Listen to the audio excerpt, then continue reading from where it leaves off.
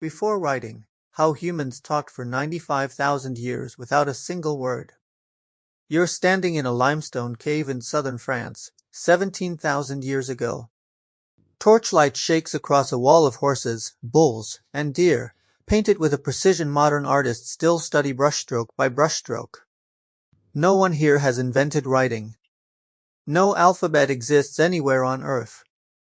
And yet this message has survived for over 17 millennia. Here's the number that breaks most people's assumptions. Spoken language is roughly 100,000 to 150,000 years old, based on genetic and anatomical evidence, though the exact date is still debated among researchers. Writing? Barely 5,000 years old. That's a 95,000-year gap. Humans built societies, coordinated hunts, mourned their dead, with zero written words. So what filled it? It started with the body. Long before symbols, humans communicated through gesture. Anthropologists studying the Kalahari sand people have documented silent hand signal systems used during hunts, where one snapped twig or spoken word could scare off prey for a kilometer. A raised fist. A flat palm. A specific finger pattern for lion, a different one for antelope. Not casual gestures, a full grammar, built entirely out of silence. But gesture disappears the moment it's made. It doesn't outlive the person who made it. So how do you make a message that outlasts you?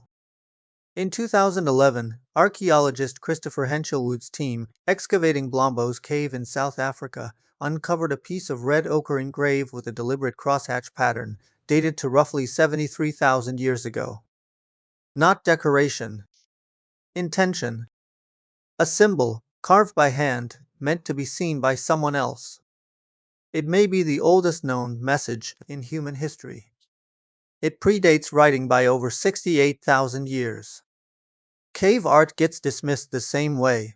Pretty pictures, people assume. But researcher Genevieve von Petzinger spent years cataloging geometric signs across more than 200 European caves and found the same 32 symbols repeating across thousands of kilometers and tens of thousands of years. Dots. Chevrons. Hand stencils. A shared visual vocabulary, understood across vast distances, long before anyone could write a sentence. Then there was sound. Not spoken words, rhythm. In West Africa, talking drums, still used today by the Yoruba and Akan peoples, mimic the tonal patterns of speech itself. A skilled drummer can send a message across a valley faster than a runner could carry it. Relay networks have reportedly carried messages over 100 kilometers in under an hour. Roughly Lahore to Gujranwala and back, in the time it takes to eat lunch. And then, touch, without needing eyes at all. The Inca ran an empire stretching over 2,000 miles along the Andes using the quipu, knotted cords, color-coded, positioned with mathematical precision.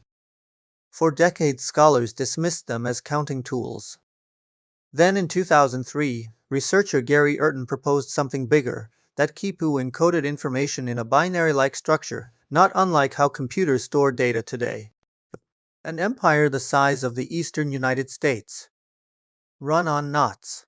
So why did all of it fade? Not suddenly, slowly, the way dominant systems usually die, replaced, not destroyed.